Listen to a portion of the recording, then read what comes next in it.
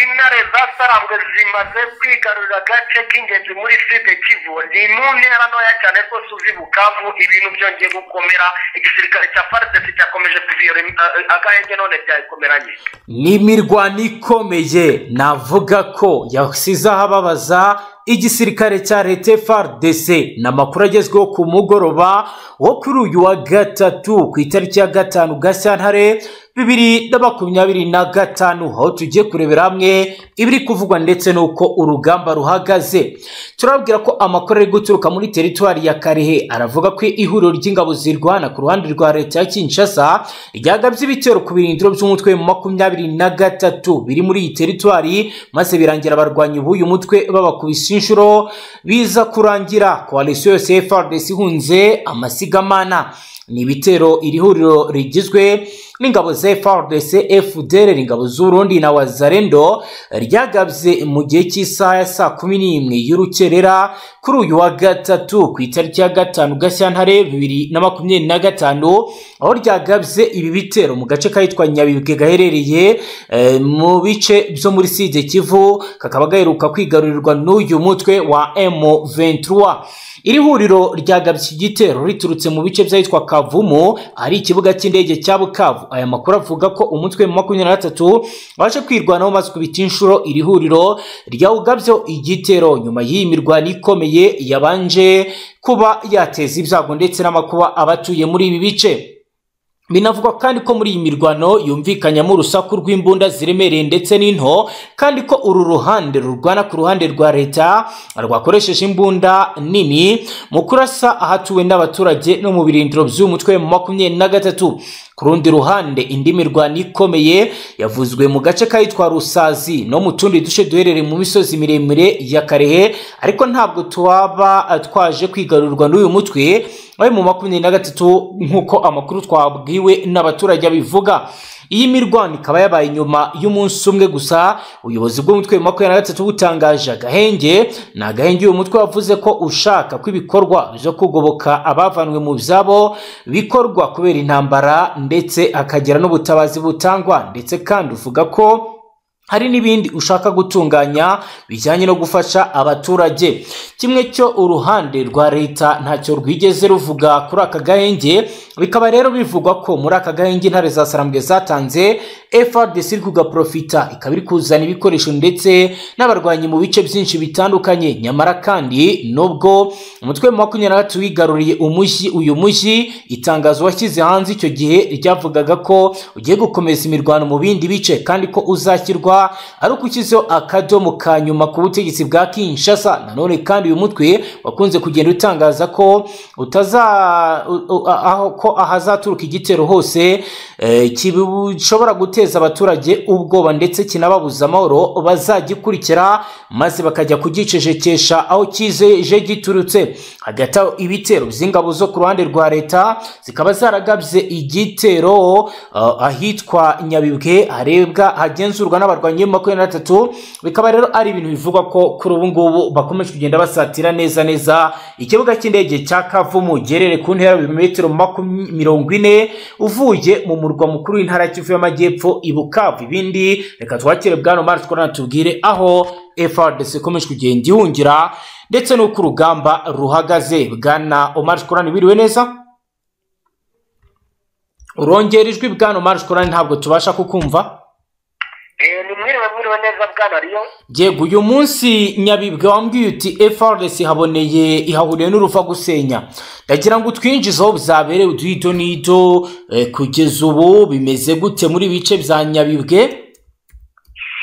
N'ubwango bwana Riyo ni igihombo gikomeye nanone igisirikare cya Repubulika Iharanira Demokarasi ya Kongo cyongeye kugira. Yego.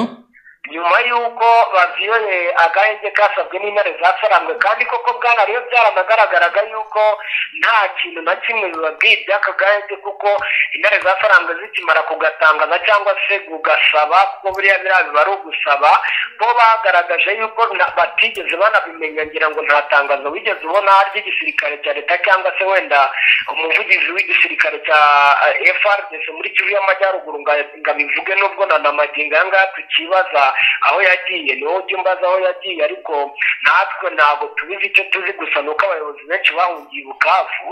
Yego. ubwo rero bagize gutya n'ubundi umugambi bari basanzwe bawufite. wumvishije yuko intare za Sarambwe zijya gusohora ririya tangazo ryanavuze ribabuza gukoresha ikibuga cy'indege cya Kavumu Bwana Riyo. Yego. kugira ngo bo kuzagaba ibitero, ariko bakaba bari bamaze igihe n'ubundi barunda ibikoresho.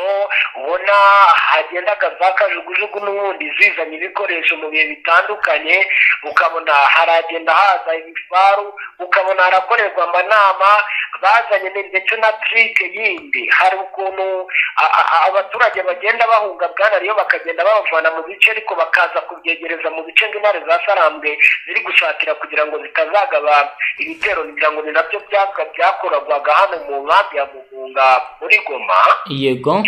ibyo rero ibyo byose baje kubireba, babona yuko n'ubundi byaba hari ngo bipfuye ubusa. n'ubundi babona yuko ntabwo aribo bigeze basaba agahenge.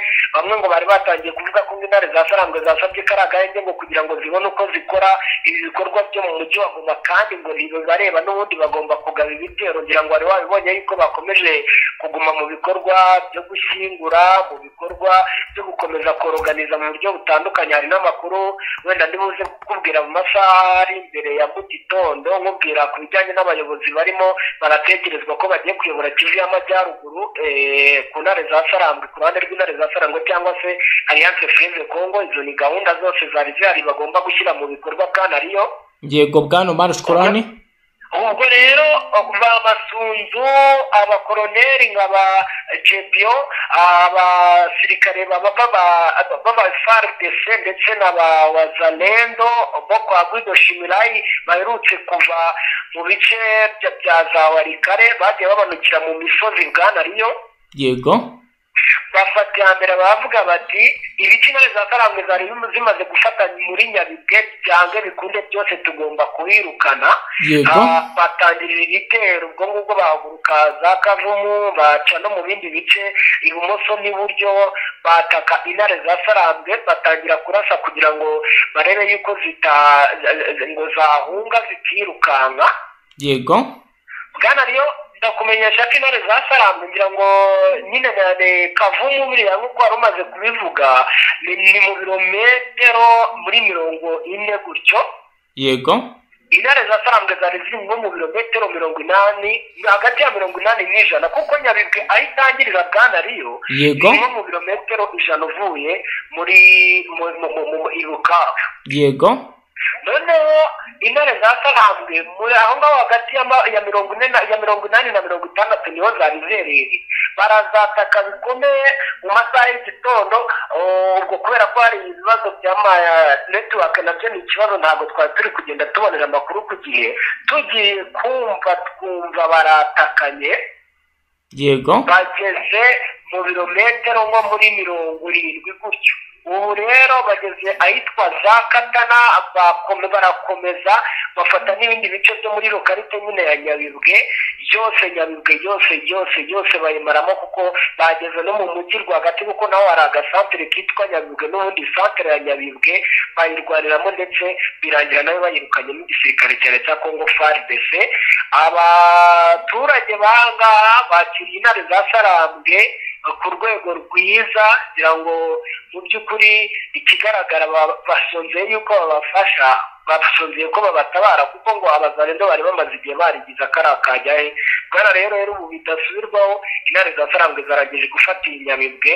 ubwo ni ukuvuga ngo bageze ubu ngubu bageze no mu metero hafi hagati ya 50 na 60 uvuye i Bukavu. ubwo ni nko mu metero 20 na 15 uvuye Kavumu. byumvikane ko rero Bwana Riyo ntago ari ahantu hagoye kuhagera.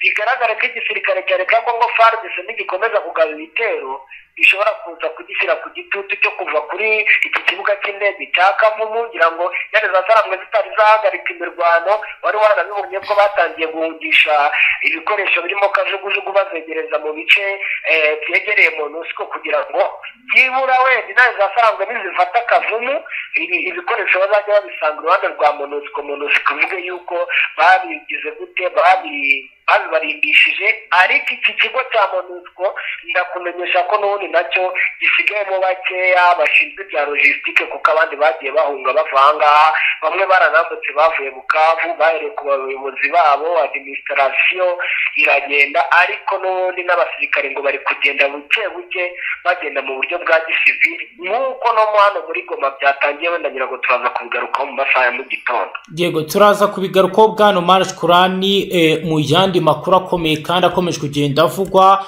n'ubundi najyanye n'ifatwa ry'ibice byinshi byafashwe, ndetse hari no kumvikana amakuru akomeje kugenda nenga MONUSCO ndetse n'akazi yagiye ikora. Ubwo uranyemerera tujye kuri iyi page turebe ibikomeje kugenda bitangazwa ndetse n'andi makuru akomeye y'ibiri kuba ndetse n'ibiri kuvugwa, by'umwihariko tujye ku nkuru ya MONUSCO. Dukomeje rero n'aya makuru bwana Omar Shukrani, kuri ubu benshi baribaza iherezo rya MONUSCO muri ibi bihe.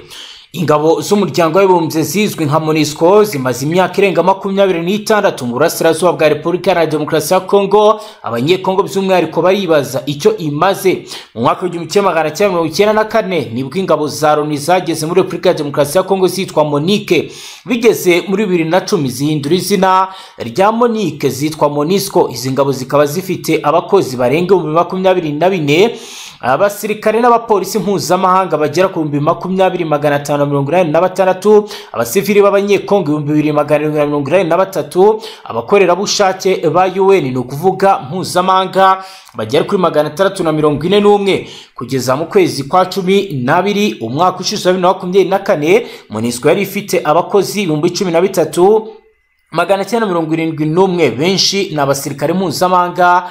Ni mu gihe rero ari ibintu bitigeze bitanga umusaruro. Izi ngabo zifite ingengo y'imari ya buri mwaka irenga amadolari miliyoni 1 na miliyoni 123 z'amadolari, muri make byibura amadolari miliyari 1 niyo UN ikoresha mu butumwa bwayo bw'amahoro muri Repubulika ya Demokarasi ya Kongo. Muri iyi myaka 26 ingabo za UN zimaze muri Repubulika ya Demokarasi ya Kongo zakoresheje rero amadolari arenga miliyoni 26 zapfushije abantu 145, abasirikare, abapolisi n'abasivili bose hamwe, nkuko biri mu kigereranyo cyakozwe n'izi ngabo. Hagati aho abanyekongo baribaza niba izi ngabo zidakwiye gutaha. Uwitwa Professor Kizutu Sabara, uyu ni umwigisha ibijyanye na diplomasi n'umubano mpuzamahanga muri kaminuza y'i Nairobi, akaberuka guha itangazamakuru ikiganiro ku byerekeye ingabo za MONUSCO muri Repubulika ya Demokarasi ya Kongo, aho yagize ati ndibwira ko abantu bagiye gusaba ko MONUSCO ikwiye gutaha bazagenda biyongera, buri wese azageraho yumve ko yarengeje igihe ko ikwiye kuva ku butaka bwa Repubulika ya Demokarasi ya Kongo. Naho Philippe Unji ni umwe mu bagize inteko nshingamategeko mu ntara ya Kivu y'Amajyepfo, akaba rero ari umuyoboke w'ishyaka FDC cyangwa se Alliance des Forces Démocratiques du Congo, rimwe mu yagize ihuriro ry'imitwe ya politike rifatanye n'ubutegetsi bwa Kisekedi. Yagize ati sinshidikanya ko ingabo z'amahoro za UN zagize uruhare mu bikorwa by'umutekano w'abasivili, ariko ntibihagije. Dutegereje kureba icyo UN izakora, nicyo kizatwereka niba bakunda Afrika na Repubulika ya Demokarasi ya Kongo. Turakurikirana ibyabo. Leta y'iki gihugu ya Repubulika ya Demokarasi ya Kongo nayo mu myaka 2 ishize yari yasabye ko MONUSCO itaha. Manda ya nyuma ya UN yayihaye ni itariki ya 20 z'ukwezi kwa 12/2025, ariko umuyobozi mukuru wungirije wa MONUSCO yavuze ko igikenewe ibyo akaba yarabivugiye mu nteko nshingamategeko ya UN ishinzwe umutekano ku isi. Ati MONUSCO iracyahura n'ingorane zikomeye, nyamara iracyafite uruhare runini mu ntambara zo mu burasirazuba bwa Repubulika ya Demokarasi ya Kongo, cyane cyane mu kurengera abatagira kivugira. Ku rundi ruhande abanyekongo basanga kuba MONUSCO muri Repubulika ya Demokarasi ya Kongo yaraje byaratumye intambara zihagarara, kuko ahubwo zitigeze zihagarara kuko zagiye zirushaho kwiyongera, ndetse kandi abasivili baricwa umunsi ku wundi, ahanini bo mu bwoko bw'abanyamurenge bazira ubwoko bwabo. MONUSCO rero ntacyo irabikoraho. Ngaho ngukorero bwana Omar Shukrani nuko abaturage babona ibintu. Ndagira ngo ukomeze n'andi makuru. Mu yandi makuru rero bwana Riyo, n'ubundi turakomereza kuri update z'ibyiriwe bikomeza kugenda bicicikana mu buryo butandukanye. Yego. n'ubundi mu bice bya Nyiragongo naho wenda ntabwo yavuga ko ari ibice binini cyane ariko muri iri shyamba mu birunga hiriwe havuga bombe ariko ntabwo zamaze igihe bwana Riyo. Yego. Amakuru dufite rero akaba ari uko igisirikare cya leta Congo FARDC kiri kugerageza ibishoboka byose kugira ngo kirebe yuko ngo cyagira icyo gikora cyane cyane mu kwambura intare za Sarambwe ibice bitandukanye, ariko bikavugwa ko mu by'ukuri intare za Sarambwe ziri kubahondagura bikomeye. Nahoze mvugana n'umwe mu baturage bari hariya arambwira ati bagerageje kwisheta ariko aba FDLR bakagira gutya bakababwira ngo bareka ahubwo barwane bahunga. Yego. ngo barwane bahunga, noneho ngo FARDC bakavuga batoya tugomba kurwana tuza twinjira mu mujyi wa Goma, ariko ngo byaje kurangira aba FDLR babangiye amaguru ingata, FARDC nayo ibahunga inyuma. Ubwo byumvikane ko hari have sigaho wikongera guhendwa ukundi kuko Amiruriyo Estate twaje nk'igisubizo kuri wifuza kugura ikibanza cyiza mu karere ka Bugesera by'umwihariko mu murenge wa Mwogo, aho guhera ku mafaranga y'u Rwanda $1,500,000 tuguye ikibanza cyiza ahantu heza watura ukaba witegeye ikibuga mpuzamahanga cy'indege cya Bugesera. Si ibyo gusa kandi Amiruriyo Estate tubafitiye amazu meza agurishwa ku giciro cyiza hano mu karere ka Bugesera. Akarusho utasanga handi nuko muri Amiruriyo Estate ku bakiriya bacu bamikora ringaniye tubafasha kwishyura mu byiciro. Akarusho Amiruriyo Estate dufasha abakiriya bacu kubona ibyangombwa byo kubaka n'iby'ubutaka, ndetse ababishaka tubafasha kubaka inzu bifuza badahenzwe kuko dufite abenjeniyeri bamenuje mu bijyanye n'ubwubatsi. Erega turi abanyamwuga. Amiruriyo Estate mwaduhamagara cyangwa mukatwandikira kuri WhatsApp ikurikira 0788 84 56 43 cyangwa 0753 54 76 506. Hamwe na Amiruriyo Estate turaheza. Dutsiko cyangwa se hari n'udukampani bagiye bafite muri aya mashyamba y'ibirunga. Yego. Biri kugira gutya rwose ukajya ukumva ngo bigabye ibitero, ariko mu makuru dufite nuko rwose bwana Riyo n'ubundi intare za Sarambwe ngo zifite gahunda zo kubavana muri ibi bice burundu, ndetse n'abaturage baho ngaho muri Kibumba na Bumba, muri ibi bice bya Kibati hejuru za Kanyarucinya hose ntabwo bagifite ubwoba nk'ubwo babaga bafite intare za Sarambwe zitari zafata uyu mujyi wa Goma. Rero byumvikane ko ibintu ntabwo twavuga ko bitameze, ntabwo twavuga ko bimeze neza hirya hino cyane, kubera yuko urumva ntabwo barava ku izima. Nakubwiye ko nta mu mujyi wa Goma hari abakirisha ishara bacukuye imyobo, hari abakiri mu mazu hamwe n'amwe y'uduhege, hari abikingiranye, mbese haracyarimo ibibazo bikomeye cyane, ariko nanone ukabona yuko hari uburyo byibura hagenda hagaragara organization mu buryo butandukanye. Ni mu gihe rero bwana Omar Shkorani mu yandi makuru akomeje kugenda agaruka ndetse anavugwa nuko Minisitiri w'Ububanyi n'Amahanga w'u Rwanda Reverend Nduhungirehe yagiranye ikiganiro kuri telefone na Minisitiri w'Ububanyi n'Amahanga wungirije w'Uburusiya ushinzwe uburasirazuba bwo hagati na Afurika witwa Bodonov Mikhail Lendonodovich, cyagarutse ku kibazo cy'umutekano muke mu burasirazuba bwa Repubulika Iharanira Demokarasi ya Kongo no gushimangira ubufatanye hagati y'ibihugu byombi. Intambara yo mu burasirazuba bwa Repubulika Iharanira Demokarasi ya Kongo imaze iminsi ivugwa cyane cyane ku isi, igihugu bimwe na bimwe bigahitamo kwirengagiza umuzi w'iki kibazo gituma M23 yongera kuba yareguye intwaro muri Mutarama 2025 bw'intambara y'indi isura.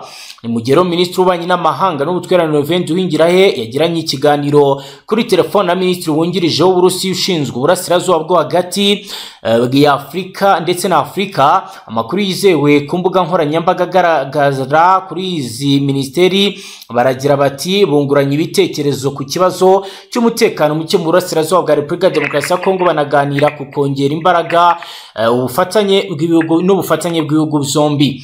ubwo akanama ka Loni kateranaga inshuro ebyiri nyuma y'ifatwa rya Goma ku itariki 28 Mutarama. Ambasaderi w'Uburusiya muri Loni Vasily Arkavinch akaba rero yaragize ibyo atangaza, agaragaza ko ibibazo by'intambara bihora mu burasirazuba bwa Repubulika ya Demokarasi ya Kongo bifite umuzi mu bihe by'ubukoroni.